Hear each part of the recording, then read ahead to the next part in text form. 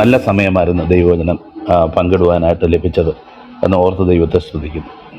നമുക്കറിയാമല്ലോ, ഇന്നലെ തന്നെ നമ്മൾ പറഞ്ഞ ചില കാര്യങ്ങളുണ്ട്. ന്യായപ്രമാണപ്രകാരം വിധിക്കാനായിട്ടിരിക്കുകയാണ്, എന്നാൽ ന്യായപ്രമാണത്തിന് വിരോധമായിട്ട് വിധിച്ചുകൊണ്ടിരിക്കുക.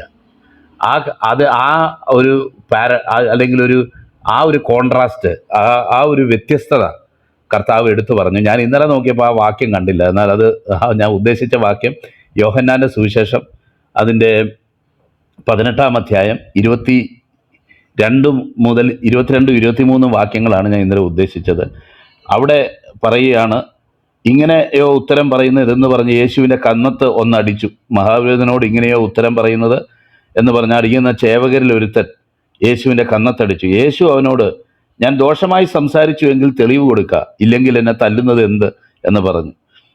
അതെന്ന് പറഞ്ഞതാണ്. അപ്പം ഈ ന്യായപ്രമാണ പ്രകാരം വിധിക്കാനിരിക്കുകയും എന്നാൽ ന്യായപ്രമാണത്തിന് വിരോധമായിട്ട് കാര്യങ്ങൾ ചെയ്യുകയും ചെയ്യുന്ന ഒരു കാഴ്ചയാണ് നമുക്ക് അവിടെ കാണാനായിട്ട് കഴിയുന്നത്. ഇന്ന് പറയുന്ന ഭാഗത്തും അതുപോലുള്ള ചില ഭാഗങ്ങളുണ്ട് എന്ന് നമുക്ക് കാണാനായിട്ട് കഴിയും. അപ്പോൾ ന്യായപ്രമാണ പ്രകാരം ചെയ്യുകയും അവർ ചെയ്യുന്നത് ഒരു ഹിപ്പോക്രസിയും ന്യായപ്രമാണം അനുസരിച്ചുള്ള കാര്യമല്ല എന്ന് തെളിയിക്കാൻ വേണ്ടിയാണ് കർത്താവ് അത് ചെയ്തത്. അല്ലാതെ മരിക്കാനുള്ള വിസമ്മതം പ്രകടിപ്പിക്കുകയല്ല ചെയ്തത്. പൗലോസും അതുപോലെ തന്നെ താൻ വിധിക്കപ്പെടുമ്പോൾ പൗലോസും അതുപോലെ തന്നെ വെള്ള തേച്ച ചുവരെ എന്ന് പറയുന്നത് നമുക്ക് 23-ാം അധ്യായം 3-ാം വാക്യത്തിൽ നമ്മൾ ഇന്നലെ ചിന്തിച്ചല്ലോ. അപ്പം ന്യായപ്രമാണം അനുസരിച്ച് ചെയ്യാൻ പാടില്ലാത്ത പല കാര്യങ്ങളുമാണ് അവിടെ അരങ്ങേറിക്കൊണ്ടിരിക്കുന്നത്. രാത്രിയിൽ വിധിക്കാൻ പാടില്ല, മഹാപുരോഹിതൻ നേരിട്ട് വന്ന് ഇതുപോലെ ചോദിക്കാൻ പാടില്ല ഇങ്ങനെയുള്ള പല കാര്യങ്ങൾ നമ്മൾ ഇന്നലെ ചിന്തിക്കാനായിട്ട് ഇടയായി തീർന്നല്ലോ. അപ്പോൾ കർത്താവിനെ എങ്ങനെങ്കിലും ഒടുക്കിക്കളയണമെന്നുള്ള വ്യഗ്രതയിൽ കുറച്ച് പേര് ചേർന്ന് നിൽക്കുക. കുറച്ച് പേര് കാരണം ശിക്ഷ നേരത്തെ തീരുമാനിച്ചു, എന്നാൽ കുറ്റം എന്താണെന്ന് ഇതുവരെ കണ്ടുപിടിച്ചിട്ടില്ല. അതാ രസം. അത് ഭയങ്കരമായിരിക്കുന്നു. ശിക്ഷ എന്താണെന്ന് നേരത്തെ തീരുമാനിച്ചു, കൊല്ലണം എന്നുള്ള കാര്യത്തിൽ യാതൊരു സംശയവുമില്ല, എന്നാൽ കുറ്റം ഇതുവരെ കണ്ടുപിടിച്ചിട്ടില്ല.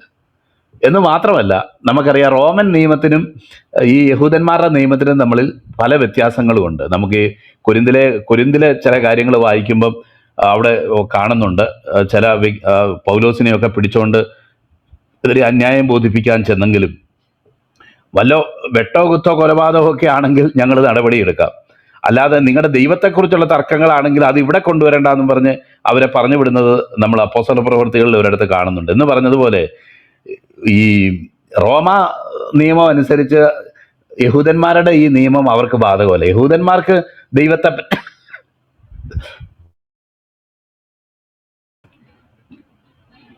ദൈവത്തെപ്പറ്റി പറയുകയോ അല്ലെങ്കിൽ ദൈവദൂഷണം പറയുകയോ ന്യായപ്രമാണത്തിന് വിരോധമായിട്ട് കാര്യങ്ങൾ ചെയ്യുകയോ ഒക്കെ ചെയ്യുമ്പം മരണത്തിന് വിധിക്കാവുന്ന പല കുറ്റങ്ങൾ ദൈവത്തോടുള്ള ബന്ധത്തിലും ന്യായപ്രമാണത്തോടുള്ള ബന്ധത്തിലും ആചാര അനുഷ്ഠാനങ്ങളുള്ള ബന്ധത്തിലും ഒക്കെ ഉണ്ട് എന്ന് നമുക്കറിയാമല്ലോ. എന്നാൽ റോമക്കാർക്ക് അതൊന്നും ബാധകമല്ല. അവർക്ക് ഈ ദൈവത്തെ ആരെങ്കിലും എന്തെങ്കിലും പറഞ്ഞെന്നോ ന്യായപ്രമാണത്തെ എന്തെങ്കിലും പറഞ്ഞെന്നോ ഇതൊന്നും അവർക്ക് ഒരു വ്യക്തിക്ക് അല്ലെങ്കിൽ മരണശിക്ഷ നൽകാവുന്ന കുറ്റങ്ങളൊന്നുമല്ല. അതുകൊണ്ട് തന്നെ വളരെ പ്രയാസപ്പെട്ട് അവരുടെ കയ്യിലായിരുന്നു നിയമങ്ങൾ ഉണ്ടായിരുന്നതെങ്കിൽ അവർക്ക് ഇതൊക്കെ ചെയ്യാമായിരുന്നു. നമുക്ക് കാണാൻ കഴിയും, ഒറ്റയ്ക്കും തെറ്റയ്ക്കും ഒക്കെ അല്ലെങ്കിൽ വല്ലപ്പോഴും ഒക്കെ ആരെങ്കിലുമൊക്കെ കല്ലെറിഞ്ഞ് കൊല്ലുക, ഇതൊക്കെ അവർക്ക് അതിനുള്ള അധികാരം ഇല്ലായിരുന്നെങ്കിൽ പോലും അവർ ചെയ്യുമായിരുന്നു. നമുക്കറിയാം, സ്തെഫാനോസിനെ കല്ലെറിഞ്ഞ് കൊല്ലുന്നു. അതുപോലെ മറ്റ് പാപിണിയായ യോഹന്നാന്റെ സുവിശേഷം 8-ാം അധ്യായം വായിക്കുമ്പം അവിടെ വ്യഭിചാരത്തിൽ പിടിക്കപ്പെട്ട സ്ത്രീയെ കല്ലെറിയാൻ വരുന്നു. ഇതൊക്കെ അവർ ചെയ്യാനായിട്ട് ഒരുമ്പെടുന്നതായിട്ട് നമുക്ക് കാണാനായിട്ട് കഴിയും. എന്നാൽ ആക്ച്വലി അവർക്ക് മരണശിക്ഷ വിധിക്കാനുള്ള അധികാരമില്ലായിരുന്നു എന്നുള്ളതും നമുക്ക് കാണാനായിട്ട് കഴിയും. അപ്പം അവരുടെ ഈ ശിക്ഷ വിധിച്ചു, കുറ്റം എന്താണെന്ന് അറിയത്തില്ല എന്നുള്ള അവരുടെ സെനാരിയോ ഇത് മുന്നോട്ട് പോയിക്കൊണ്ടിരിക്കുകയാണ്. അപ്പം കുറ്റം കണ്ടുപിടിക്കാൻ വേണ്ടി ചിലരൊക്കെ വന്നു. ചില ആൾക്കാർ പറയുന്നത് 2 കള്ളസാക്ഷികൾ വന്ന് ആ കൂട്ടത്തിൽ ഒരാൾ ചിലപ്പോൾ യൂദാസ് തന്നെ ആയിരിക്കാൻ സാധ്യതയുണ്ട് എന്നും ചിലർ അഭിപ്രായപ്പെട്ട് കേൾക്കാനായിട്ട് ഇടയായിട്ട് തീർന്നു. കാരണം അതിനൊരു സാധ്യതയുണ്ട്. കാരണം താനാണല്ലോ പിടിച്ചു കൊടുത്തത്. എങ്ങനെങ്കിലും അവിടെ വെച്ച് അദ്ദേഹത്തിനെതിരെ, യേശുവിനെതിരെ സാക്ഷ്യം പറയാനായിട്ട് ഒരു പക്ഷേ മുതിർന്നിരിക്കാൻ നമുക്കതിൻ്റെ തെളിവൊന്നും അവിടെ നമുക്ക് കാണാനായിട്ട് കഴിയത്തില്ലല്ലോ. എന്നാലും ഒരു സാധ്യത പറഞ്ഞത് മാത്രമേ ഉള്ളൂ.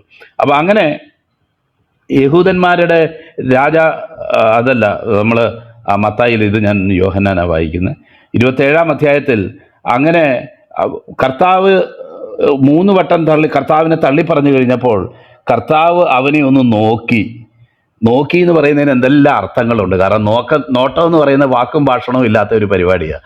അതുകൊണ്ട് പല അർത്ഥങ്ങൾ ഒരുപക്ഷെ അതിനുണ്ടായിരിക്കാം. എന്നാൽ തന്നെ നമുക്ക് മനസ്സിലാക്കാനായിട്ട് കഴിയും. നോക്ക് എന്ന് പറയുമ്പോൾ ഞാൻ ചിലപ്പം എൻ്റെ മക്കളോട് സഭായോഗത്തിനൊക്കെ ഇരിക്കുമ്പോൾ നേരത്തെ പറയുമായിരുന്നു, പിന്നെ അവിടെ ഇരുന്നുകൊണ്ട് കളിയൊന്നും കളിക്കരുത്, നിങ്ങളുടെ അശ്രദ്ധ കാണിക്കരുത്. പപ്പ അന്നേരം നിങ്ങളെ ഒന്ന് നോക്കുമ്പോൾ അതിൻ്റെ അർത്ഥം മര്യാദയ്ക്ക് ഇരിക്കടാന്നാണ് ഈ അർത്ഥം എന്ന് നേരത്തെ ഈ നോട്ടത്തിൻ്റെ അർത്ഥമൊക്കെ വ്യാഖ്യാനിച്ചു കൊടുത്തിട്ട് ഞാൻ ഇടയ്ക്ക് നോക്കും. എന്നാൽ നോക്കുമ്പോൾ ഇവന്മാർ ഇതിൻ്റെ അർത്ഥം മറന്നുപോയതുപോലെ എന്തിനാണ് ഞങ്ങളെ നോക്കുന്നതെന്നുള്ള മട്ടിന് പിന്നെ അത് ചെയ്തുകൊണ്ടിരിക്കുന്ന ഒരു സീൻ ഞാൻ പലപ്പോഴും ഇത് വായിച്ചപ്പോൾ എനിക്ക് ഓർമ്മ വന്നു. എന്ന് പറഞ്ഞതുപോലെ കർത്താവ് അവനെ, നീ എടുത്ത് ഇത്രയും വലിയ ചാട്ടമൊക്കെ ചാടിയതുകൊണ്ട് എന്തുണ്ടായടാ, അവസാനം ഞാൻ പറഞ്ഞ പോലെ നിനക്ക് പറ്റിയില്ലേ, ദേണ്ട കിടക്കുന്നു എന്നും പറഞ്ഞു എന്നൊരു നമുക്ക് തോന്നിയേക്കാം. എന്നാൽ കർത്താവ് അങ്ങനെയൊന്നും അല്ല നോക്കിയത്. ആ നോട്ടത്തിൽ തന്നെ വലിയൊരു വാചാലമായ മൗനം എന്ന് നമ്മൾ സാധാരണഗതി പറയുന്ന പോലെ പത്രോസിന് ആ നോട്ടത്തിൻ്റെ അർത്ഥം മനസ്സിലായി. നിന്നെ സാത്താൻ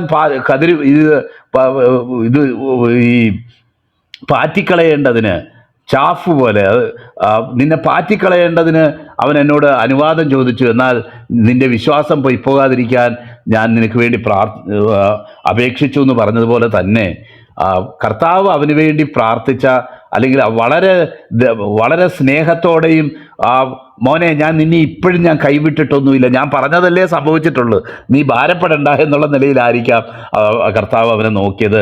അവൻ കൈപ്പോടുകൂടെ കരഞ്ഞു, അതിദുഃഖത്തോടെ കരഞ്ഞു എന്നൊക്കെ നമ്മൾ സുവിശേഷ ഭാഗങ്ങളിൽ അദ്ദേഹത്തിൻ്റെ കരച്ചിലിനെ കുറിച്ച് കാണുന്നു. ഇത്ര അയോഗ്യനാണോ, ഇത്ര കഴിവില്ലാത്തവനാണോ, ഇത്രയ്ക്ക് ഒരു ഉപരിപ്ലവമായിട്ടുള്ള ശിഷ്യത്വമായിരുന്നോ ഞാൻ ഈ വലിയ വായിൽ പറഞ്ഞുകൊണ്ട് നടന്നത് എന്ന് അദ്ദേഹത്തിന് തോന്നാനും, അതിലുപരിയായിട്ട് ഞാൻ ജീവന് തുല്യം സ്നേഹിച്ച കർത്താവിനെ ഞാൻ തള്ളി പറഞ്ഞല്ലോ, ഒരിക്കലും അതങ്ങനെ സംഭവിക്കരുതായിരുന്നു എന്നുള്ള തിരിച്ചറിവും അദ്ദേഹത്തെ നിശ്ചയമായിട്ടും ആ ഒരു അനുതാപത്തിലേക്കും മാനസാന്തരത്തിലേക്കും ഒക്കെ നടത്തി കാണാം. അതുപോലെ തന്നെ നമുക്കറിയാം, പുലർച്ചയ്ക്ക് മഹാപുരോഹിതന്മാരും ജനത്തിൻ്റെ മൂപ്പന്മാരും എല്ലാം യേശുവിനെ കൊല്ലുവാൻ കൂടി വിചാരിച്ചു.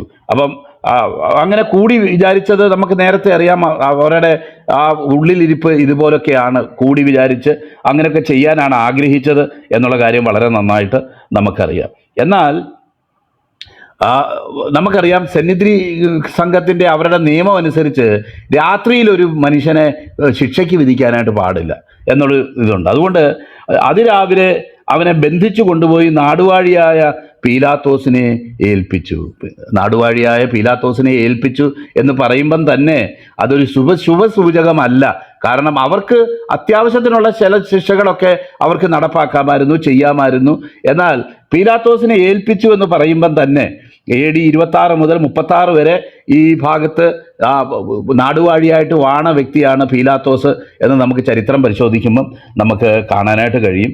അങ്ങനെ പീലാത്തോസിനെ കൊണ്ടുപോയി ഏൽപ്പിച്ചു എന്ന് കാണുമ്പോൾ തന്നെ അത് നിശ്ചയമായും മരണശിക്ഷയ്ക്ക് വേണ്ടി അല്ലെങ്കിൽ വിധിച്ചു, അല്ലെങ്കിൽ മരണത്തിന് വേണ്ടി വിധിക്കപ്പെട്ട, അല്ലെങ്കിൽ മരണശിക്ഷ അർഹിക്കുന്ന ഒരാളെയാണ് അങ്ങനെ സാധാരണഗതിയിലെ യഹൂദന്മാർ കൊണ്ടുപോയി പീലാത്തോസിനെ ഏൽപ്പിക്കുന്നത് എന്നുള്ളത് കൊണ്ട് വളരെ എവിഡൻ്റായിട്ട്, വളരെ വ്യക്തമായിട്ട് നമുക്ക് മനസ്സിലാക്കാം കാര്യങ്ങൾ അത്ര ഭംഗിയായിട്ടല്ല പോകുന്നത് എന്നുള്ള കാര്യവും അവരുടെ ഉദ്ദേശവും എന്താണെന്ന് ഏകദേശം അപ്പോൾ തന്നെ വ്യക്തമായി എന്നുള്ളത് നമുക്ക് മനസ്സിലാക്കാം. അവനെ ശിക്ഷയ്ക്ക് വിധിച്ചു എന്ന് അവനെ കാണിച്ചു കൊടുത്ത യൂദ കണ്ട് അനുതപിച്ച് ആ 30 വെള്ളിക്കാശ് മഹാപുരോഹിതന്മാരുടെയും മൂപ്പന്മാരുടെയും അടുക്കൽ മടക്കിക്കൊണ്ടുവന്നു. എന്തൊരു സീനാണ് നമ്മൾ കാണുന്നത്. എന്തുമാത്രം ആലോചിച്ച ഈ പണം സമ്പാദിക്കാൻ ആഗ്രഹിക്കുന്ന ആൾക്കാർ, പണത്തിൻ്റെ മീതെ ഒരു അട്രാക്ഷനുള്ള ആൾക്കാർ, അവരെങ്ങനെയാണ് ഈ നയാ പൈസ ഇപ്പം തൊട്ടുകളൊന്നും ഇല്ല, എന്നാൽ തന്നെ അതൊക്കെ എണ്ണി തിട്ടപ്പെടുത്തി ഒരു കെട്ടാക്കിയൊക്കെ വെക്കുന്നത് എന്നുള്ളത് നമ്മളൊന്ന് ഇമാജിൻ ചെയ്ത് നോക്കിയാൽ മതി. നമ്മളും അങ്ങനെ ജീവിതത്തിൽ ചില സമയത്തൊക്കെ ഇടക്കാലത്തൊക്കെ ചെയ്തിട്ടുമുണ്ട്. അപ്പോൾ കാരണം ഇപ്പം നമുക്കറിയാമല്ലോ, 1,00,000 രൂപ എണ്ണി ഒരു റബ്ബർ ബാൻഡൊക്കെ ഇട്ട് അങ്ങോട്ട് വെക്കുമ്പോഴത്തേക്ക് ഇനി ഇതേ തൊടണ്ട, ഇത് അങ്ങനെ തന്നെ ഇരിക്കട്ടെ, എന്നുള്ളൊരു നിലയിലാണ് പലപ്പോഴും നമ്മൾ ചിന്തിക്കുകയും ആ 1,00,000 രൂപ ഇരിപ്പുണ്ടല്ലോ, അതിന് നമുക്ക് ചെയ്യാനുള്ള പല പരിപാടി, ഞാൻ ഈ ബിസിനസ്സിൽ കുറച്ച് നാൾ ഞാൻ ഉണ്ടായിരുന്നു, ഞാൻ പറഞ്ഞിട്ടുണ്ടല്ലോ. അതുകൊണ്ട് തന്നെ ഒരാഴ്ച അല്ലെങ്കിൽ ദിവസങ്ങൾ ഇഷ്ടം പോലെ കയ്യിൽ കാശ് വരും, അതുപോലെ തന്നെ ചിലവാകുകയും ചെയ്യും. അങ്ങനെ ഒരു ട്രാൻസാക്ഷൻ്റെ ഒരു ഇതാണല്ലോ ഈ ബിസിനസ് എന്ന് പറയുന്നത്, നിങ്ങൾക്കെല്ലാം അറിയാമല്ലോ. അല്ലാതെ എനിക്കെങ്ങൊന്നും സ്വിസ് ബാങ്കിൽ നിന്നുള്ള കാശൊന്നും ഞാൻ കൊണ്ടുവന്നിട്ട് എണ്ണിയതൊന്നും അല്ല, അങ്ങനെയൊന്നും വിചാരിക്കണ്ട.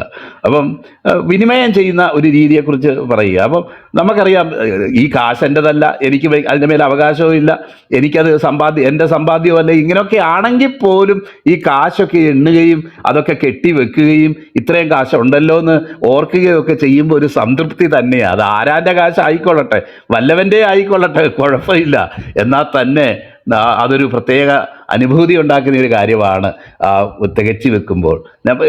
അത് അങ്ങനെയുള്ള വിനിമയത്തിൽ നിന്ന് എനിക്ക് മനസ്സിലായ കാര്യം, ഈ കാശുള്ളവനാണ് കൂടുതൽ കാശിനോടുള്ള ആർത്തിയും കാശിനോടുള്ള ഒരു പ്രതിപത്തിയും ഒക്കെ കൂടുതലുണ്ടാവുന്നത്. കാരണം ഈ ചില്ലിക്കാശും കൈ വെച്ചുകൊണ്ട് നടക്കുന്നവന്, അല്ലെങ്കിൽ അവൻ്റെ ചെലവിന് മാത്രം പരാപരമായിട്ട് കയ്യിലുള്ള ഒരുത്തന് കൂടുതലൊന്നും ആഗ്രഹിക്കാനൊന്നും ഇല്ലല്ലോ. അപ്പോൾ അങ്ങനെയല്ല. എന്നാൽ നമ്മൾ ഭാവിയെക്കുറിച്ച്, കുഞ്ഞുങ്ങളെക്കുറിച്ച്, പല പല കാര്യങ്ങളെക്കുറിച്ചൊക്കെ പ്ലാൻ ചെയ്യുകയും ചിന്തിക്കുകയൊക്കെ ചെയ്യുമ്പോൾ നമ്മുടെ കയ്യിൽ ഇത്ര ഒരു എമൗണ്ട് ഉണ്ട് എന്നുള്ളത് പലപ്പോഴും നമുക്കൊരു കോൺഫിഡൻസ് പകരുന്ന ഒരു കാര്യമാണ്. ചിലപ്പം നമുക്കറിയാം 95,000 രൂപയുള്ള ഒരു 5,000 രൂപ കൂടെ കിട്ടിയ 1,00,000 റബ്ബർ ബാൻഡ് ഇട്ട് വെക്കാൻ കഴിയും എന്നുള്ളൊരു യാഥാർത്ഥ്യം മനസ്സിലാക്കുകയും അങ്ങനെ നമുക്ക് അതിനുവേണ്ടി ഉള്ളൊരു ധനാഗമ മാർഗം ഉണ്ടാകുമ്പോൾ അത് വളരെ, ഈ 95 കിട്ടിയ സന്തോഷത്തിലൊന്നും അല്ല ഈ 5,000 എടുക്കുന്നത്. അതിന് സന്തോഷം ഇച്ചിരി കൂടുതലാണ്. ഈ നഷ്ടപ്പെട്ടു പോയ ആടിനെ തിരഞ്ഞു കണ്ടെത്തി എന്ന് പറഞ്ഞ പോലെയുള്ള ഒരു സന്തോഷമായി ഈ തികച്ചു വെക്കാനായിട്ട് കിട്ടുന്ന കാശിൻ്റെ ചില അനുഭവങ്ങൾ എന്നുള്ളത് നമുക്ക് മനസ്സിലാകും. അത് സമ്പാദിക്കാൻ ദൈവമക്കൾ സമ്പാദിക്കുന്നത് തെറ്റില്ല.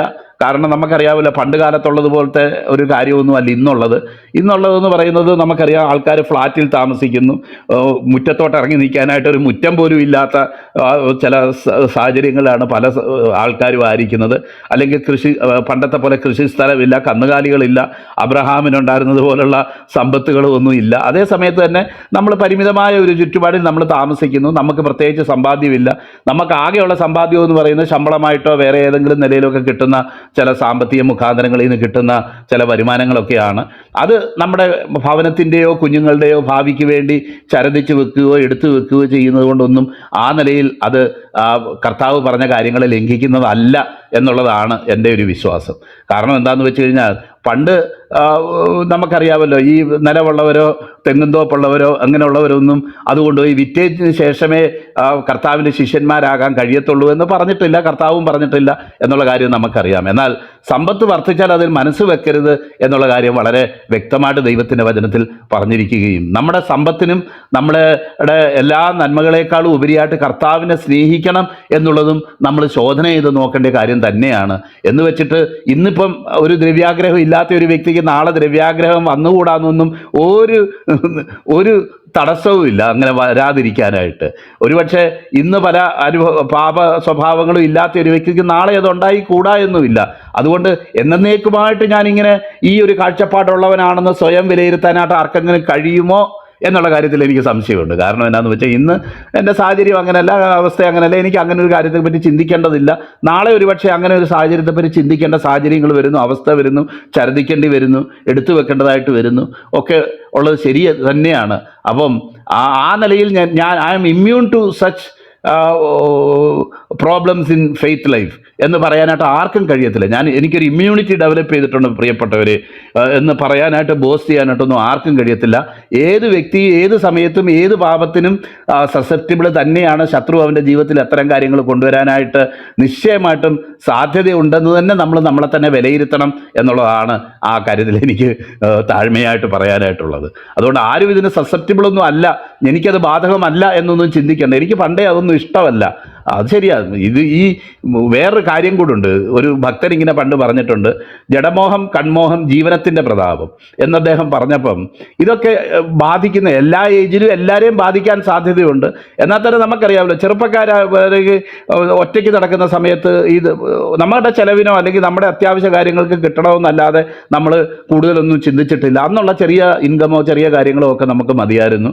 എന്നാൽ നമ്മൾ അങ്ങനെയല്ല, കുടുംബമായി ഫാമിലിയായി അല്ലെങ്കിൽ സുവിശേഷ വേല ചെയ്ത് സുവിശേഷ സുവിശേഷ വേല തന്നെ വലിയൊരു പ്രസ്ഥാനമായിട്ട് മാറി വലിയ വലിയ സംഘടനകളൊക്കെ കൊണ്ട് നടക്കുന്ന ആൾക്കാരെയൊക്കെ കാണാമല്ലോ. അവർക്കിപ്പം നമ്മൾ പ്രാർത്ഥിക്കുന്ന പോലെ കർത്താവ് ഒരു 100 രൂപ കിട്ടിയാൽ ഒരു നേരത്തെ ഭക്ഷണം കഴിക്കാമായിരുന്നു എന്ന് പറയുന്ന നിലയിലൊന്നുമല്ല. അവർക്ക് കോടിക്കണക്കിന് രൂപ വേണം വേലക്കാർക്ക് കൊടുക്കാൻ, ഹോളുകൾ പണിയാൻ, അതുപോലൊക്കെയുള്ള പല കാര്യങ്ങൾ പണിയാൻ. അപ്പം അത് വേറൊരു തലത്തിലാണ്. അതൊന്നും നമുക്ക് തെറ്റാണെന്ന് ചിന്തിക്കാനോ ഒന്നും കഴിയത്തില്ല എന്നുള്ളത് നമുക്ക് അറിയാമല്ലോ. അപ്പം തന്നെ നമ്മുടെ ഹൃദയത്തിൻ്റെ അവസ്ഥ എന്താണെന്നുള്ളതാണ് ഏറ്റവും പ്രധാനപ്പെട്ട കാര്യം എന്ന് നമുക്ക് മനസ്സിലാക്കാം. അപ്പം എത്ര ആറ്റുനോറ്റിരുന്നായിരിക്കും ഈ 30 വെള്ളിക്കാശ് പറഞ്ഞൊത്തതും നിങ്ങൾ എനിക്ക് എന്ത് തരും എന്ന കർത്താവിനെ കാണിച്ചു കൊടുക്കാനായിട്ട് അവൻ ആലോചിക്കുന്ന സമയത്ത് തന്നെ അവരോട് ചോദിച്ചതും. അപ്പോൾ തന്നെ ഈ 30 വെള്ളിക്കാശ് അവന് എടുത്തു കൊടുത്തു എന്നുള്ളതാണ് മത്തായിയുടെ സുവിശേഷത്തിൽ തന്നെ നമ്മൾ കഴിഞ്ഞ അധ്യായങ്ങളിൽ നമ്മൾ വായിച്ചതായിട്ടുള്ള കാര്യം. അപ്പം തന്നെ അവനത് ലഭിച്ചു. അതെ, എന്ന് നമുക്ക് കാണാനായിട്ട് കഴിയും. അതിൽ 26-ാം അധ്യായത്തിലെ 15-ഉം 16 അവൻ 30 വെള്ളിക്കാശ് തൂക്കിക്കൊടുത്തു. അവന് 30 വെള്ളിക്കാശ് തൂക്കിക്കൊടുത്തു. അന്ന് മുതൽ അവനെ കാണിച്ചു കൊടുക്കാൻ അവർ തക്കം അന്വേഷിച്ചു പോകുന്നു എന്നുള്ളത് നമുക്ക് വായിക്കാവുന്ന കാര്യമാണ്. അപ്പം കാശൊക്കെ കിട്ടി, തൻ്റെ കണക്കൂട്ടലുകളൊക്കെ ശരിയായി, ഒപ്പിക്കേണ്ടതൊക്കെ ഒപ്പിച്ചു, റബ്ബർ ബാൻഡ് ഇട്ട് വെക്കേണ്ടതൊക്കെ റബ്ബർ ബാൻഡ്, നമുക്കറിയാം ഈ വെള്ളി റബ്ബർ ബാൻഡ് ഇട്ട് വെക്കാൻ കഴിയത്തില്ല എന്നുള്ളത് അറിയാമല്ലോ, അന്ന് റബ്ബർ ഇല്ലാതാനും എന്നാണ് എനിക്ക് തോന്നുന്നത്. അപ്പം അങ്ങനെയൊക്കെ വെച്ച് ഒക്കെ സംതൃപ്തിയോട്ട് നമ്മൾ പാലോ ഇട്ട് കയ്യൂരിയും കെട്ടി എന്ന് പറഞ്ഞതുപോലെ എല്ലാം മാനസികമായ ഒരു സംതൃപ്തിയിൽ ഇങ്ങനെ ഇരിക്കുമ്പം മനസ്സിൻ്റെ മൂലയ്ക്ക് എവിടോ ഒരു പ്രയാസം, അന്നേരവേ ഒരു നീറ്റൽ തുടങ്ങിയതാ. കർത്താവിനെ കാണിച്ചു കൊടുക്കാമെന്ന് പറഞ്ഞപ്പോൾ തന്നെ ഹൃദയത്തിലൊരു നീറ്റൽ തുടങ്ങിയതാ. ആ അസ്വസ്ഥത കൂടിക്കൂടി വരിക. ഇത് റബ്ബർ ബാൻഡ് ഇട്ട് വെച്ചപ്പോൾ ഉണ്ടായ സന്തോഷത്തെക്കാളും അതിനെ നശിപ്പിക്കുന്ന നിലയിലേക്ക് ആ അസ്വസ്ഥത വളരുക. നോക്കിയാട്ടെ, കർത്താവിന് എന്ത് സംഭവിക്കുന്നു എന്ന് കാണാനായിട്ട് പത്രോസ് വന്നിരുന്നത് പോലെ ഒരുപക്ഷെ ഈ കൂട്ടത്തിൽ യൂദായും ഉണ്ടായിരുന്നിരിക്കാം എന്ന് നമുക്ക് ചിന്തിക്കാനായിട്ട് കഴിയും. അവനെ ശിക്ഷയ്ക്ക് വിധിച്ചു എന്ന് അവനെ കാണിച്ചു കൊടുത്ത യൂദ കണ്ട്. അപ്പം കർത്താവ് അവിടെ നിൽക്കുന്നതും കർത്താവ് തൻ്റെ അത്ഭുതങ്ങളോ തൻ്റെ അമാനുഷമായിട്ടുള്ള ശക്തിയോ അല്ലെങ്കിൽ തൻ്റെ മറ്റുള്ളവരെയൊക്കെ സ്തബ്ധരാക്കാൻ കഴിയുന്ന തൻ്റെ വാചാലതയോ ഒന്നും അവിടെ ഉപയോഗിക്കാതെ, തൻ്റെ വാചാലതയൊന്നും ഉപയോഗിക്കാതെ അക്ഷോഭ്യനായിട്ട് നിന്ന് പലരും പല ആരോപണങ്ങളും പറഞ്ഞിട്ട് അതൊന്നും കേൾക്കാൻ അല്ലെങ്കിൽ അതിനോടൊന്നും പ്രതികരിക്കാൻ തയ്യാറാകാതെ നിൽക്കുന്ന യേശുവിനെ കാണുകയും അവരുടെ ഗൂഢാലോചന അറിയുകയും. അപ്പം ആദ്യം ഒരുപക്ഷെ യൂദാസ് പറഞ്ഞു കാണാം, നമ്മളാണേലും പറയും, അല്ല കട്ടിയായിട്ടൊന്നും ചെയ്യണ്ട, ഞങ്ങളുടെ ഒരു അച്ചായനല്ലേ, പുള്ളി ഒരു നല്ല മനുഷ്യൻ തന്നെ, എന്നാലും ആളങ്ങ് പോരാ, പുള്ളിയുടെ ചില പരിപാടിയൊന്നും എനിക്ക് അങ്ങോട്ട് ഇപ്പം ഈയിടെയായിട്ട് ഇഷ്ടപ്പെടുന്നില്ല എന്ന് പറഞ്ഞ് നമുക്കറിയാമല്ലോ, നമ്മുടെ ഹൃദയത്തിൽ ആരോടെങ്കിലും ചെറിയ വിഷമം തോന്നിയാൽ ഈ വിഷമം ആരോടെങ്കിലും ഒന്ന് പറഞ്ഞ് ഒന്ന് ഇറക്കി വെച്ചില്ലെങ്കിൽ നമുക്ക് തന്നെ സമാധാനം തോന്നുകയില്ല. അത് നമ്മുടെ എല്ലാ സ്വഭാവവും, എൻ്റെ ഒരു സ്വഭാവമാണ്. കാരണം ഹൃദയത്തിലൊരു വിഷമം തോന്നിയാൽ അതിനൊരു ഔട്ട്ലെറ്റ് അല്ലെങ്കിൽ എവിടെയെങ്കിലും ആരുടെയെങ്കിലും കൊണ്ടുപോയി അതൊന്ന് ഇറക്കി വെക്കണം. ഇപ്പം അങ്ങനെയുള്ള ഇറക്കി വെക്കുന്ന പരിപാടിയൊക്കെ വളരെ കുറവാണ്. കാരണം എനിക്ക് മനസ്സിലായി, ഞാൻ ഒരുപക്ഷെ മാനസികമായി പ്രയാസപ്പെട്ടിരിക്കുമ്പം എൻ്റെ ഇത് കൊണ്ടുപോയി വേറെ ആരുടെയെങ്കിലും തലയിൽ ഇറക്കി വെക്കും. എന്നാൽ ഞാൻ ആരുടെ തലയിൽ ഇറക്കി വെക്കുന്നു അവൻ യഥാസ്ഥാനപ്പെട്ട് വരാൻ കുറേ സമയം എടുക്കും. എൻ്റെ തെറ്റിദ്ധാരണ ചിലപ്പോൾ 1 നിമിഷം കൊണ്ടോ 1 സെക്കൻഡ് കൊണ്ടോ അല്ലെങ്കിൽ 1 ദിവസം കൊണ്ടോ 2 ദിവസം കൊണ്ടോ ഒരുപക്ഷെ മാറും. നമുക്കറിയാമല്ലേ, തെറ്റിദ്ധാരണയുള്ള പല ആൾക്കാർക്കും തെറ്റിദ്ധാരണ മനസ്സിലുള്ള സമയത്ത് അവൻ അങ്ങനെയാ, അവൻ ഇങ്ങനെയാ, അവൻ എന്നോട് അങ്ങനെ ചെയ്ത് ഇങ്ങനെ ചെയ്തെന്നൊക്കെ നമുക്ക് തോന്നും. എന്നാൽ ആ വ്യക്തിയെ ഒന്ന് നേരിട്ട് കാണുകയോ ഒന്ന് സംസാരിക്കുകയോ അല്ലെങ്കിൽ ഒന്ന് ഫോൺ വിളിക്കുകയോ ചെയ്ത് കഴിയുമ്പം നമ്മുടെ ഈ തെറ്റിദ്ധാരണകളും കാര്യങ്ങളും എല്ലാം മാറും. പിന്നെ നമുക്ക് ചിന്തിക്കടാ, ഞാൻ ഇന്ന ആളോട് ഇയാളെപ്പറ്റി ഇങ്ങനെ പറഞ്ഞല്ലോ, ഇനി അതെന്താകും? കാരണം നമുക്കറിയാമല്ലോ, കർത്താവിനോടാകട്ടെ മനുഷ്യനോടാകട്ടെ നമ്മൾ ഈ നിരപ്പ് പ്രാപിക്കുന്നത് വരെയുള്ള സമയമാണ് പലപ്പോഴും പിശാച് വളരെ സമർത്ഥമായിട്ട് ഉപയോഗിക്കുന്നത് എന്നുള്ളത് നമുക്കറിയാം. അതൊരു സത്യമാണ്. കാരണം അതുകൊണ്ട് തന്നെ ഈ റോമാലേഖനം 5-ാം അധ്യായമൊക്കെ വളരെ പ്രധാനപ്പെട്ടതാകുന്നത് കൃപയിൽ നിൽക്കുക അല്ലെങ്കിൽ കൃപയിൽ നിലനിൽക്കുക എന്ന് പറയുന്നത് ഏറ്റവും പ്രായോഗികമായിട്ട് നമ്മൾ നടപ്പാക്കേണ്ട ഒരു സമയം ഏതാന്ന് വെച്ച് കഴിഞ്ഞാൽ, നമ്മൾ ചില കാര്യങ്ങളിൽ നമ്മൾ തെറ്റിപ്പോയി കഴിഞ്ഞിട്ട് യഥാസ്ഥാനപ്പെടാനുള്ള ആ സമയം എത്ര പെട്ടെന്ന് നമുക്ക് യഥാസ്ഥാനപ്പെടാവോ അത്രയും പെട്ടെന്ന് ചെയ്യണം എന്നുള്ള അഭിപ്രായം. കാരണം അല്ലെങ്കിൽ അവിടെ വന്നിട്ട് പിശാച് ചൂണ്ടയിടും എന്നുള്ള കാര്യത്തിൽ ഒരു സംശയവുമില്ല. കാരണം നമ്മുടെ ആ ട്രബിൾഡ് ആയിട്ടുള്ള ചിന്താഗതിയിൽ, നമ്മുടെ ഒരു ടേബുലൻ മൈൻഡിൽ അതിനെ മുതലെടുക്കുകയും ആ സമയം കൊണ്ട് ഉണ്ടാക്കാൻ പറ്റുന്ന കേടുകളൊക്കെ അവൻ നമ്മളെ കൊണ്ട് ഉണ്ടാക്കിക്കുകയും ചെയ്യും. പിന്നെ നമ്മൾ മാനസാന്തരപ്പെടും. നമ്മൾക്ക് പിന്നെ അയ്യോ ഞാൻ ചെയ്തത് തെറ്റായി പോയി, യഥാസ്ഥാനപ്പെടുന്നു എന്നൊക്കെ പറയും. എന്നാൽ നമ്മുടെ ഈ കേട്, നമ്മുടെ ഈ മനസ്സ് ടേബുലൻ്റ് ആയിട്ടിരുന്ന സമയത്ത് നമ്മൾ ഉണ്ടാക്കി വെച്ച പുകിലൊന്നും അത്ര പെട്ടെന്ന് ചിലപ്പോൾ പോകത്തില്ല. നമ്മൾ പോയി മാപ്പ് പറഞ്ഞു കാണും, എന്നാലും അത് പോകത്തില്ല. നോക്കിയാട്ടെ, യൂദായുടെ അവസ്ഥ ഇതുപോലെ തന്നെ. അവനൊരു പ്രത്യേക മാനസികാവസ്ഥയിൽ ആ കർത്താവ് അവനെ പരസ്യമായിട്ട് അപമാനിച്ചു എന്ന് തോന്നിയ കാരണം വളരെ ഖജാൻജിയായിട്ടൊരു ഒരു ഒരു ഫിനാൻസ് എന്താ പറയുന്നത്, ഒരു എക്കണോമിസ്റ്റ് ആയിട്ട് ഒരു അഭിപ്രായം പറഞ്ഞതാണ്, ഇതിന് ഇങ്ങനെ വേസ്റ്റ് ആക്കേണ്ട കാര്യമുണ്ട്. കർത്താവ് പോലും ഒരുപക്ഷെ തൻ്റെ കൂടെ നിന്നുകളയും. കർത്താവ് അങ്ങനെ വലിയ ആർഭാടമൊന്നും ആഗ്രഹിക്കുന്ന വ്യക്തിയല്ലല്ലോ. അതുകൊണ്ട് ഞാൻ ഈ അഭിപ്രായം പറഞ്ഞാൽ എല്ലാവരും അത് സമ്മതിക്കും എന്നുള്ളൊരു നിലയിൽ പറഞ്ഞ ഒരു അഭിപ്രായമാണ് ഇത് വിറ്റ് ദരിദ്രന്മാർക്ക് കൊടുക്കാമായിരുന്നു എന്ന് പറഞ്ഞത്. എന്നാൽ അവ പ്രതീക്ഷിച്ചതുപോലെ കർത്താവ് പ്രതികരിച്ചില്ല, കൂടെ നിന്നവരും പ്രതികരിച്ചില്ല. ശിഷ്യന്മാർ ചിലർ പറഞ്ഞു എന്ന് നമുക്ക് കാണാം. എന്നാൽ കർത്താവ് അതിനൊരു കൺക്ലൂഷൻ കൊണ്ടുവന്നു. അവൾ എൻ്റെ ശവസംസ്കാര ദിവസത്തിന് വേണ്ടി സൂക്ഷിച്ചതാണ്. ഞാൻ പറഞ്ഞ കാര്യം അതുപോലെ അവൾ വിശ്വസിക്കുകയും മുൻകൂട്ടി മറ്റു പല ശിഷ്യന്മാർക്ക് ലഭിക്കാത്ത ഒരു അവസരം അവൾക്ക് ലഭിച്ചതാണ് എന്ന് കർത്താവ് വളരെ വ്യക്തമാക്കി പറയുന്ന ഒരു കാഴ്ചയാണ് നമുക്ക് കാണാനായിട്ട് കഴിയുന്നത്. അപ്പം തന്നെ അത് പരസ്യമായിട്ട് നമുക്കറിയാമല്ലോ. ആരെങ്കിലും ഇപ്പം ചിലരെന്നോട് പറഞ്ഞിട്ടുണ്ട്, പാസ്റ്ററെ എനിക്ക് ഈ സോക്കേടുണ്ട്, ആൾക്കാരെയൊക്കെ ഇങ്ങനെ പേര് വിളിച്ച് സഭായോഗത്തിൽ ഇരിക്കുകയാണെങ്കിൽ ചിലരോട് ചോദ്യം ചോദിക്കും, ചിലരോട് ഒരിക്കൽ 1-2 പ്രാവശ്യം എന്നോട് പറഞ്ഞു, പാസ്റ്റർ പ്രസംഗിക്കുമ്പോൾ ഓരോരുത്തരുടെ പേര് ഈ വിളിച്ച് പറയുന്നത് ശരിയാകുന്നില്ല. എന്നാൽ അത് ഇഷ്ടപ്പെടുന്നവരുമുണ്ട്. ഞാനിപ്പോൾ ഒരു കൂട്ടത്തിൽ ഇരിക്കുക, അവിടെ കടന്നു വന്ന ഒരു പാസ്റ്റർ എൻ്റെ പേര് വിളിക്കുകയാണെങ്കിൽ എനിക്ക് വലിയൊരു ഇഷ്ടമാണ്. ഞാൻ ഇന്നും ഓർക്കുന്നുണ്ട്, കൊല്ലത്ത് ഒരു കല്യാണത്തിന് പോയി ക്രൗഡിൻ്റെ ഇടയിൽ ഞാൻ ഇരിക്കുക. അപ്പം ഇപ്പോഴത്തെ നമ്മുടെ അസംബ്ലീസ് ഓഫ് ഗോഡിൻ്റെ ഒരു ശ്രേഷ്ഠനായ വ്യക്തിയായിട്ടുള്ള KJ മാത്യു സാറ് സ്റ്റേജിൽ നിന്നുകൊണ്ടിരിക്കുന്ന പ്രസംഗിയാണ്. അപ്പം അദ്ദേഹത്തെ എനിക്ക് പണ്ടേ അറിയാവുന്ന ഒരു വ്യക്തിയാണ്. അദ്ദേഹം പ്രസംഗിച്ചു തുടങ്ങിയത് തന്നെ ഇങ്ങനെയാണ്: ജയദീപിനെ പോലെ ചില ശ്രേഷ്ഠന്മാരായിട്ടുള്ള ആൾക്കാർ ഈ കൂട്ടത്തിൽ ഇരിക്കുന്നത് കൊണ്ട് ഞാൻ പ്രസംഗിക്കാൻ തന്നെ പറ്റുമോ എന്നെനിക്ക്, ഞാൻ യോഗ്യനാണോ എന്നെനിക്ക്, വെറുതെ നമുക്കിട്ടൊരു കോംപ്ലിമെൻറ്റ് തന്നത്, എന്നാലും എനിക്ക് വലിയ കാര്യമായി. അയ്യോ, ഇത്രയും വലിയൊരു കൂട്ടത്തിൽ ഈ KJ മാത്യു സാറ് എന്നെപ്പറ്റി അങ്ങനെയൊന്നും പറഞ്ഞല്ലോ. എനിക്ക് വലിയ ഇഷ്ടപ്പെട്ടത് അതുകൊണ്ടാണല്ലോ ഇത്രയും വർഷത്തിന് ശേഷം ഞാനത് ഓർത്തിരിക്കുന്നത്. ഇതുപോലെ എന്നെ റെഫർ ചെയ്തിട്ട് പല അവസരങ്ങളുണ്ട്. എന്നാൽ ചിലർക്കത് തീരെ ഇഷ്ടമല്ല, ചിലർക്ക് വലിയ ഇഷ്ടമാണ്. അതുകൊണ്ട് ഞാനിപ്പം അങ്ങനെ ഈ പേര് വിളിക്കുന്ന പരിപാടി വളരെ മിനിമൈസ് ചെയ്തേക്കും. അതിൻ്റെ ആവശ്യമില്ല. ഓരോരുത്തരോട് പറയുക. ചിലർക്കത് ചിലപ്പോൾ ഹർട്ട് ചെയ്യും, ചിലർക്ക് ആൾക്കാരുടെ ഇടയിലിരുന്ന് എന്നെ കുത്തി പറഞ്ഞെന്ന് ചിലപ്പോൾ തോന്നും. അതുകൊണ്ട് ഞാൻ ആ പരിപാടി അങ്ങ് നിർത്തി. അങ്ങനെയൊക്കെ പറയുന്നത് ഒരു ഫ്രീഡവും സാഹോദര്യത്തിൻ്റെ ബേസിലാണ് ഇതൊക്കെ പറയുന്നത്, നമുക്കറിയാമല്ലോ. അപ്പം ഇവിടെ നമുക്ക് കാണാനായിട്ട് കഴിയും, ഈ യൂദായെ അവൻ ഇങ്ങനൊക്കെ സംഭവിക്കും എന്ന് അവൻ വിചാരിച്ചില്ല. അല്ലെങ്കിൽ ഒരു പരിധിവരെ പോകത്തുള്ളൂ. അല്ലെങ്കിൽ ആദ്യം ഒരുപക്ഷെ വാശിക്ക് കർത്താവിന് എന്ത് സംഭവിച്ചോട്ടെ, ഒരു കുഴപ്പമില്ല, തൽക്കാലം കർത്താവിനെ വിറ്റ് കാശാക്കാൻ പറ്റിയ അവസരം നന്നായിട്ട് ഉപയോഗിക്കുക. പ്രിയപ്പെട്ടവരെ, എത്ര കൃപയിൽ നിൽക്കുന്ന വ്യക്തികളും ചിലപ്പോൾ ഇടറാറുണ്ട്. നമുക്കറിയാമല്ലോ, ഇയ്യോബിൻ്റെ ജീവിതം വായിക്കുമ്പോഴും ദൈവം അവൻ്റെ ജീവിതത്തിൽ ചില അനുഭവങ്ങൾ വരുത്തിയെങ്കിലും അവൻ നീതിമാനാണെന്ന് സ്ഥാപിക്കാനായിട്ട് അവൻ്റെ കൂട്ടുകാരോട് സംസാരിച്ച് തുടങ്ങിയെങ്കിലും ആത്യന്തികമായിട്ടത് ദൈവത്തിനെതിരെ സംസാരിക്കുന്ന ചില വാക്കുകളായിട്ട് തീർന്നു എന്ന് പറഞ്ഞതുപോലെ തന്നെ നമുക്കറിയാം, ഒരുപക്ഷെ പലപ്പോഴും നമ്മൾ സംസാരിക്കുന്ന സംസാരങ്ങളൊക്കെ അന്നേരത്തെ ചില സാഹചര്യത്തിൽ ചിലരോട് എതിരിടാനായിട്ട്, ആ പാസ്റ്റർ പറഞ്ഞത് ശരിയായില്ല, അല്ലെങ്കിൽ ഇന്ന മൂപ്പൻ പറഞ്ഞത് ശരിയായില്ല, അല്ലെങ്കിൽ ഇന്നാര് പറഞ്ഞത് ശരിയായില്ല, അവരുടെ മുന്നിൽ എൻ്റെ ന്യായം ഒന്ന് സ്ഥാപിക്കണം, ഇത്രയേ നമുക്ക് പിന്നെ ഉദ്ദേശം ഉണ്ടായിരുന്നുള്ളൂ. എന്നാൽ അത് പോയി നിന്നത്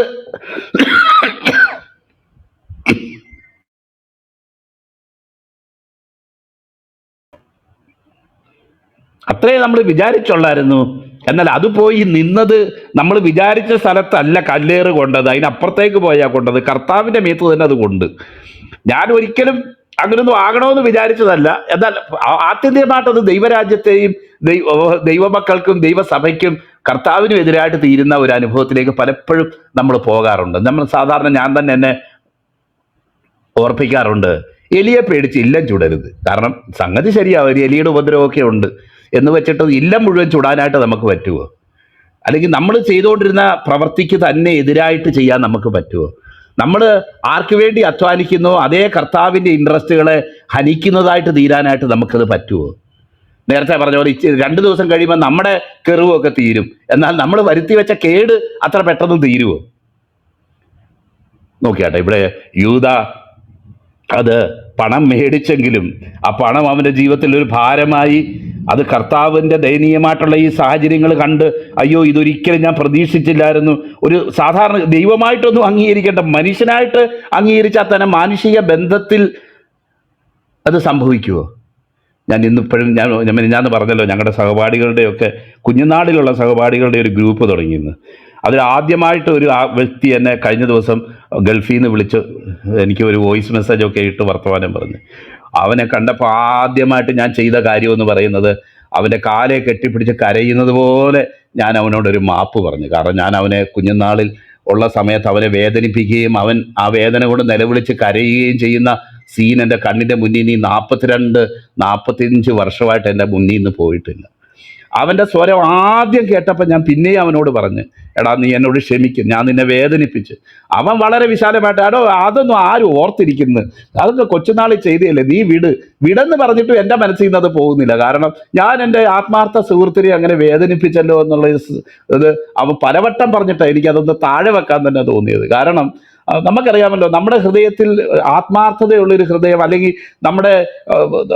നമുക്ക് മറ്റുള്ളവർ ചെയ്യണമെന്ന് ആഗ്രഹിക്കുന്നത് നമ്മൾ മറ്റുള്ളവർക്ക് ചെയ്യുമെന്ന് പറഞ്ഞ കർത്താവിൻ്റെ പ്രമാണം നമ്മൾ പിൻഗമിക്കുമ്പം ഒരു വ്യക്തിയെയും ഏത് നിലയിലും ഡയറക്റ്റായിട്ടോ ഇൻഡയറക്റ്റായിട്ടോ വേദനിപ്പിക്കാൻ നമ്മൾ ആഗ്രഹിക്കുന്നില്ല എന്നുള്ളത് ഒരു സത്യം തന്നെയാണ്.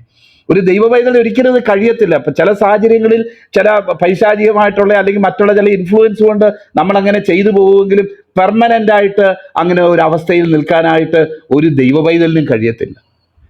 അവർ യാഥാർത്ഥ്യത്തിലേക്ക് മടങ്ങി വന്നേ പറ്റൂ. എങ്ങനെയൊക്കെ ഡീവിയേറ്റ് ചെയ്ത് പോയാലും ആ യഥാർത്ഥ ആ സത്യത്തിലേക്ക് അവൻ മടങ്ങി വന്നേ പറ്റൂ. നമുക്ക് കാണാം, അവൻ വളരെ വിഷമിച്ച് കാണിച്ച് അവൻ ശിക്ഷയ്ക്ക് വിധിച്ചു എന്ന് അവനെ കാണിച്ചു കൊടുത്ത യൂദ കണ്ട് അനുതപിച്ചു എന്ന് വായിക്കുക. എന്നാൽ നമുക്കറിയാമല്ലോ, ആ അനുതാപം എന്ന് പറയുന്നത് അയ്യോ ഞാനിങ്ങനെയൊക്കെ ചെയ്തല്ലോ, തെറ്റായി പോയല്ലോ എന്നൊക്കെ ചിന്തിച്ചതല്ലാതെ അവൻ കർത്താവിലേക്ക് തിരിഞ്ഞില്ല എന്നുള്ളത് നമ്മൾ നിരന്തരം കേൾക്കുന്ന ഒരു സന്ദേശമാണല്ലോ. അതുകൊണ്ട് നിങ്ങൾക്കെല്ലാം അറിയാവുന്നത് കൊണ്ട് ഞാൻ അതിനെ കൂടുതൽ എക്സ്പ്ലെയിൻ ചെയ്യാനായിട്ട് ആഗ്രഹിക്കുന്നില്ല. എന്നാൽ അവൻ മൂപ്പന്മാരുടെ അടുക്കൽ ആ തുക മടക്കി കൊണ്ടുവന്നിട്ട് 30 വെള്ളിക്കാശ് മഹാപുരോഹിതന്മാരുടെയും മൂപ്പന്മാരുടെയും അടുക്കൽ മടക്കി കൊണ്ടുവന്ന്, ഞാൻ കുറ്റമില്ലാത്ത രക്തത്തെ കാണിച്ചു കൊടുത്തതിനാൽ പാപം ചെയ്തു എന്ന് പറഞ്ഞു. അപ്പം ഇവരിവിടെ കുറ്റം കണ്ടുപിടിക്കാനിരിക്കുക. ശിക്ഷാവിധി ഓൾറെഡി വിധിച്ചു, എന്നാൽ കുറ്റം എന്നാന്ന് ഇതുവരെ തീരുമാനിച്ചിട്ടില്ല. അപ്പം ആ കുറ്റം ചെയ്തു എന്ന് പ്രധാന സാക്ഷിയാകേണ്ട വ്യക്തി, ആ കുറ്റം ചെയ്തു എന്ന് പറഞ്ഞ് അതിന് ഒത്താശ ചെയ്ത വ്യക്തി, ആ കർത്താവിനെ ചുംബിച്ച് കാണിച്ചു കൊടുത്ത അവൻ തന്നെ പറയുക ആ അദ്ദേഹത്തിൻ്റെ രക്തം കുറ്റമില്ലാത്ത രക്തമായിരുന്നു. അപ്പൊ കുറ്റം കണ്ടുപിടിക്കാൻ നിൽക്കുന്ന അല്ലെങ്കിൽ കുറ്റകൃത്യത്തിന്റെ ഫയൽ എഴുതാൻ നിൽക്കുന്നവർക്ക് അതൊരു വലിയ തിരിച്ചടിയായില്ലേ? അയ്യോ യൂദാസ് തന്നെ പറയുന്നത്, അല്ലെങ്കിൽ പറയാമല്ലോ, നമുക്കറിയാമല്ലോ നമ്മുടെ ഇവിടെയൊക്കെ ഉള്ള വാദത്തിന് അത് ഞങ്ങളാരും പറഞ്ഞതല്ല, നിങ്ങളുടെ കൂടെയുള്ള ഒരാൾ തന്നെ പറഞ്ഞതാ ഇങ്ങനെയൊക്കെ എന്ന് പറയുന്ന എത്രയോ വിശാലമായിട്ട് പറയുന്ന ആൾക്കാരെ നമ്മൾ കണ്ടിട്ടുണ്ട്. നിങ്ങളുടെ കൂടെയുള്ള ആൾ പറഞ്ഞതാ, നമ്മുടെ ക്ലബ് ഹൗസിൽ കേൾക്കാറുണ്ട്, ഞങ്ങളാരും പറഞ്ഞതല്ല എന്ന് പറഞ്ഞ പോലെ അത്രയും നേരം ഒരു വലിയവായി പറഞ്ഞുകൊണ്ടിരിക്കുക.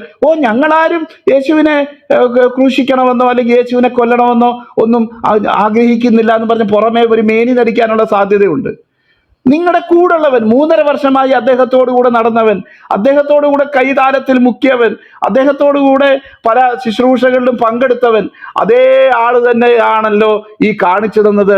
അതുകൊണ്ട് യേശു ഒരു സാമൂഹ്യദ്രോഹിയായിരുന്നു, കൊള്ളരുതാത്തവനായിരുന്നു എന്നവർക്ക് സ്ഥാപിക്കാൻ കിട്ടിയ ചില സുവർണ മണിക്കൂറുകളായിരുന്നു അതിനു മുമ്പേ കഴിഞ്ഞു പോയത്. എന്നാൽ അവൻ തന്നെ ഇതാ തിരിച്ചു വന്ന് പറയുന്നു, ഈ രക്തം കുറ്റമില്ലാത്ത രക്തമാണ്. ഈ പറയപ്പെടുന്ന ചാർജുകളൊന്നും, ഈ പറയപ്പെടുന്ന കാര്യങ്ങളൊന്നും അവൻ ചെയ്തിട്ടില്ല. നമുക്കറിയാം, ഈ ചാർജസ് നോക്കുമ്പോൾ തന്നെ അതിനൊരു പ്രത്യേകതയുണ്ട്.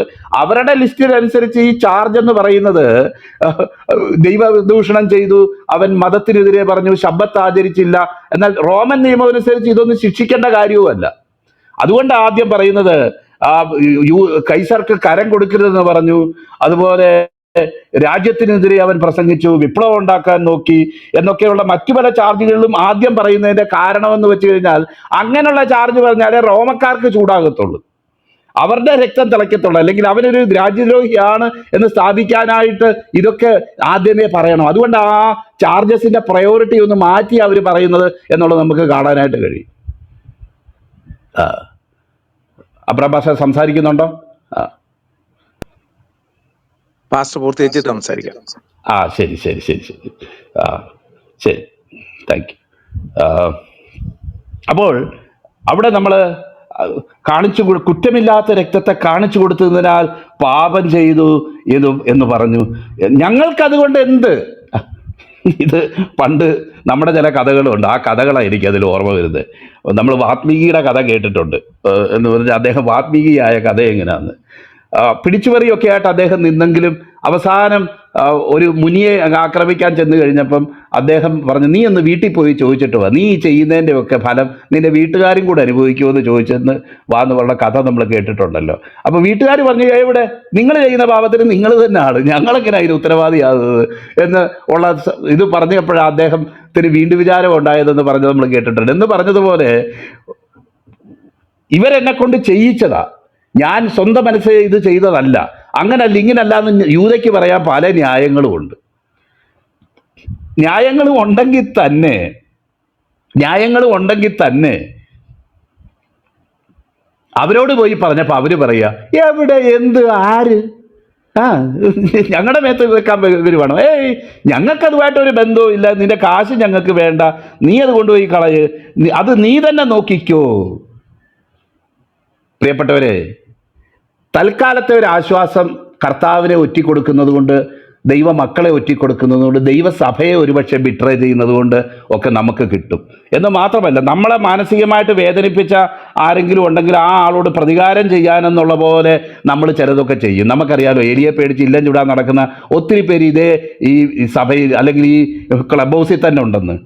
ഒരാൾ മാത്രമല്ല, പലര് ഇന്ന് ദൈവവചനത്തിനെതിരായിട്ടും ദൈവത്തിൻ്റെ വഴികൾക്കെതിരായിട്ടും കൂടുതൽ സംസാരിക്കുന്ന ആരാ? ഈ പിന്മാറിപ്പോയ ബെന്തിക്കോസുകാരാ. ഈ പിന്മാറിപ്പോയ ബെന്തിക്കോസുകാർ കൂടുന്ന ചില ക്ലബ്ബുകൾ തന്നെ ഉണ്ട്, നമുക്കറിയാമല്ലോ. അവിടെ പോയിരുന്നാൽ അവർ നമ്മളെയൊക്കെ ആദരപൂർവ്വം നമ്മളെ ആഹ്വാനമൊക്കെ ചെയ്യും. ജയ്ദീപ് പാസ്റ്റർ തെറി വിളിക്കാത്ത ഒരു പാസ്റ്ററാണ് ഇവിടെ ഉള്ളത് എന്നൊക്കെ പറഞ്ഞ് പൊക്കിയൊക്കെ പറയും. എന്നാൽ ഈ പറയുന്ന എന്നാത്തിനാ? അവരുടെ ആവനാഴിക്കുള്ളിൽ നമ്മളെ ആക്കാൻ വേണ്ടിയാ, നമ്മളെ അതിലോട്ട് ഇടാൻ വേണ്ടിയാ, അല്ലെങ്കിൽ ആ പിന്മാറ്റത്തിൻ്റെ ആത്മാവ് നമ്മളിലേക്ക് വ്യാപരിപ്പിക്കാൻ വേണ്ടിയാ. അങ്ങനെയൊക്കെ എഴുതിയിട്ടുണ്ടോ? അങ്ങനെയൊക്കെ ഉണ്ടോ? അതൊക്കെ ഉണ്ടോ? അപ്പോൾ ഏതെങ്കിലും ഒരു പഴുത് നമ്മുടെ മനസ്സിലേക്ക് കയറാൻ കിട്ടുമെങ്കിൽ അതിലൂടെ കയറാൻ വേണ്ടിയാ അവർ ശ്രമിക്കുന്നത്. നമുക്കറിയാം, ഇതുപോലെ എത്ര ഞാൻ ഇന്നലെ ഞാനൊരു ഇത് കണ്ടപ്പോൾ ഞാനിങ്ങനെ വിചാരിച്ചു, കർത്താവേ, പിന്മാറിപ്പോയ ബെന്തിക്കോസുകാർ എത്ര പേരാ. കാരണം കൃപയിൽ നിൽക്കാൻ കഴിയുന്നില്ല, ദൈവകൃപയിൽ നിൽക്കാൻ കഴിയുന്നില്ല. ചില വ്യക്തിപരമായിട്ടുള്ള ചില വിഷമങ്ങളും റിസൻമെൻസും ഇതൊക്കെ കൊണ്ട് അത് അങ്ങാടി തോറ്റേന് അമ്മയോടെന്ന് പറഞ്ഞ പോലെ അത് എല്ലാം കർത്താവിനോട് തീർക്കാനും ദൈവസഭയോട് തീർക്കാനുമായിട്ട് ഇറങ്ങി പുറപ്പെട്ടേക്ക് കുറച്ച് പേര്. പ്രിയപ്പെട്ടവരെ, നമ്മുടെ ഉള്ളിൽ അങ്ങനെ ഒരു ട്രെൻഡ് ഉണ്ട് എന്ന് നമ്മൾ മനസ്സിലാക്കിക്കൊണ്ട് തന്നെ അത്തരം സാഹചര്യങ്ങളിൽ വളരെ വിവേകപൂർവമായിട്ടും വളരെ വളരെ നിയന്ത്രണത്തോടു കൂടെയും നമ്മൾ സംസാരിക്കുകയും ഇടപെടുകയും ചെയ്യേണ്ടതാണ്. ഇല്ലെങ്കിൽ നമ്മൾ മാനസാന്തരപ്പെട്ട് വരുമ്പം ചിലപ്പം ഈ നമ്മൾ ഇരുന്ന സീറ്റ് നമുക്ക് കാണത്തില്ല. അല്ലെങ്കിൽ വേറെ അർത്ഥത്തിൽ പറഞ്ഞാൽ, മാനസാന്തരപ്പെട്ട് വരുമ്പം നമ്മളുണ്ടാക്കിയ കേടെന്ന് പറയുന്നത് നമ്മളെ കൊണ്ട് തന്നെ അപരിഹാര്യമായിട്ടുള്ള, പരിഹരിക്കാൻ കഴിയാത്തതായിട്ടുള്ള ഒരു നിലയിലേക്ക് കാര്യങ്ങൾ എത്താൻ സാധ്യതയുണ്ട്. അവിടെ സൂക്ഷിച്ച് വേണം. ഒരു പിന്മാറ്റത്തിൻ്റെ എക്സ്കർഷനൊക്കെ എടുത്ത്, ട്രിപ്പൊക്കെ എടുത്ത് ഒന്ന് കറങ്ങിയിട്ട് റോം ചെയ്തിട്ട് വരാൻ പോകുന്നവരൊക്കെ ഒന്ന് ആലോചിച്ചോണം, കർത്താവേ, അത് ഒരിക്കലും സംഭവിക്കരുത്, അങ്ങനെ ഒരു കാര്യം ഉണ്ടാവരുത്, എൻ്റെ വാക്കുകൊണ്ടോ എൻ്റെ പ്രവൃത്തി കൊണ്ടോ ദൈവനിർമ്മാണത്തെ അഴിക്കുവാനായിട്ട് ഒരിക്കലും ഇടയായി തീരരുത് എന്ന് ചിന്തിക്കേണ്ട ഒരവസ്ഥയുണ്ട്. നോക്കിയാട്ടെ, അവൻ വിചാരിച്ച് ഇവരായിരിക്കും എൻ്റെ കൂടെ നിൽക്കുന്നവർ. അയ്യോ, കൂടെ എങ്ങനെ നിൽക്കാനാ? ഇത്തരം കാര്യത്തിൽ നീ കാണിച്ച കുന്നായ്മയ്ക്ക് നീ കുറ്റമില്ലാത്ത രക്തത്തെ ആണ് കാണിച്ചു കൊടുത്തതെന്ന് നിനക്ക് ബോധ്യമുണ്ടെങ്കിൽ നീ ഇപ്പം ആ പണിക്ക് നിന്നേ എന്തിനാ? അതിൻ്റെ ഒന്നും പങ്ക് ഞങ്ങൾക്കില്ല. നീ തന്നെ നോക്കിക്കോ. ഇതിനെ വർണ്ണിക്കാനായിട്ട് കുറേ ഉണ്ടെങ്കിലും ഞാൻ എൻ്റെ സമയം തീർന്നത് കൊണ്ട് ഞാൻ പെട്ടെന്ന് നിർത്താനായിട്ട് ഞാൻ ആഗ്രഹിക്കുക.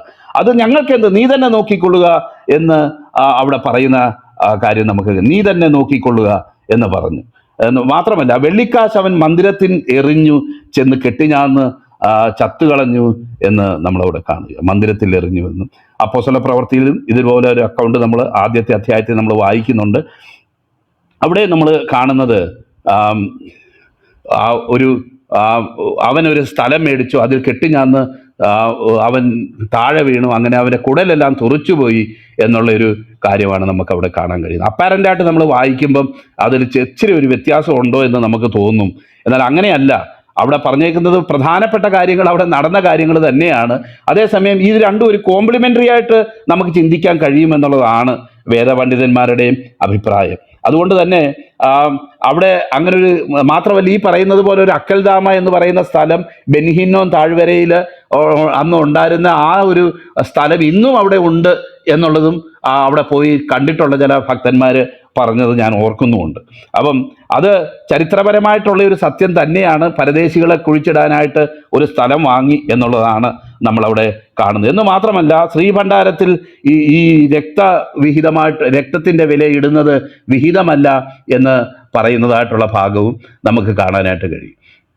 നമുക്കറിയാമല്ലോ, ഈ ആവർത്തന പുസ്തകം 21:23, അതുപോലെ ആവർത്തന പുസ്തകം 19:19, ആ ഭാഗങ്ങളിലൊക്കെ ഇതിനെ സംബന്ധിച്ചുള്ള ചില കാര്യങ്ങൾ നമ്മൾ വായിക്കുന്നുണ്ട്. 19:19 എന്താണെന്ന് നോക്കട്ടെ.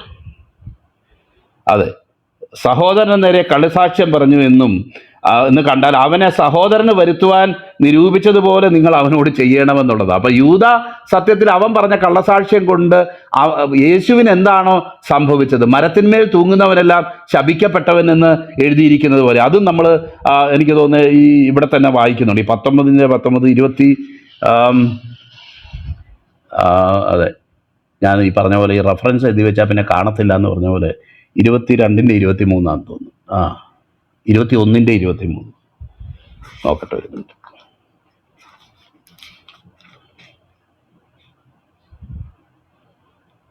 23 ഇല്ല, എന്നാൽ തന്നെ അവിടെ 22 എൻ്റെ വേദപുസ്തകത്തിൽ കാണുന്നത്. 23 ചിലപ്പോൾ മാഞ്ഞു പോയത്.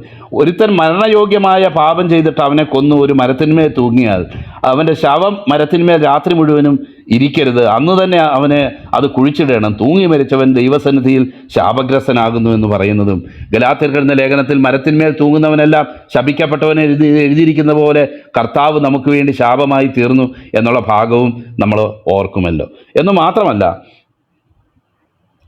എന്ന് മാത്രമല്ല ഇവിടെ താഴെ നമ്മൾ കാണുന്ന ഒരു ഭാഗമുണ്ട്. അത് സത്യത്തിൽ ഇസ്രായേൽ മക്കൾ വിലബന്ധിച്ചവൻ്റെ വിലയായ 30 വെള്ളിക്കാശ് അവൻ എടുത്തു എന്ന് അവിടെ പറയുകയും യിരെമ്യാ പ്രവാചകൻ മുഖാന്തരം അരുളി ചെയ്തത് നിവർത്തിയാകാൻ ഇടവന്നു. എക്സാക്റ്റ് ആ കോട്ടേഷൻ നമ്മൾ കാണുന്നത് സഖരിയ പ്രവചനത്തിലാണ്, അത് യിരെമ്യാ പ്രവചനത്തിലല്ല. യിരെമ്യാ പ്രവചനത്തിലും അതിന് സമാനമായിട്ടുള്ള ഒരു ദൈവവചന ഭാഗമുണ്ട്. എന്നാൽ തന്നെ നമുക്ക് കാണാനായിട്ട് കഴിയും, എനിക്കൊന്ന് സഖരിയാവ് 11:12, യിരെമ്യാവ് 19:6, ഈ രണ്ട് ഭാഗങ്ങളിലാണ് നമ്മളത് കാണാനായിട്ട് കഴിയുന്നത്. അത് എക്സാക്റ്റായിട്ട് നമ്മൾ കാണുന്നത് ഈ പറഞ്ഞ സഖരിയ പ്രവചനം 11:12 എന്നും ഇതുപോലെ വേറെ ചില കൊട്ടേഷൻസും ബൈബിളിൽ നമുക്ക് കാണാം. സത്യത്തിൽ സഖരിയാവ് ഇതുപോലുള്ള ആൾക്കാർ പറഞ്ഞതാണ്, എന്നാൽ യിരെമ്യാ പ്രവാചകൻ മുഖാന്തരം പറഞ്ഞത് എന്ന് പറഞ്ഞ് നമുക്ക് കാണാം. അതിനൊരു കാരണമുണ്ട്. നമ്മുടെ ബൈബിളിലുള്ളതുപോലെ യെശയ്യാ പ്രവചനം ആദ്യവും പിന്നെ യിരെമ്യാവ് ഇങ്ങനെയുള്ളതല്ലായിരുന്നു യഹൂദന്മാരുടെ പുസ്തകത്തിലുണ്ടായിരുന്ന പുസ്തകങ്ങളുടെ ക്രമം.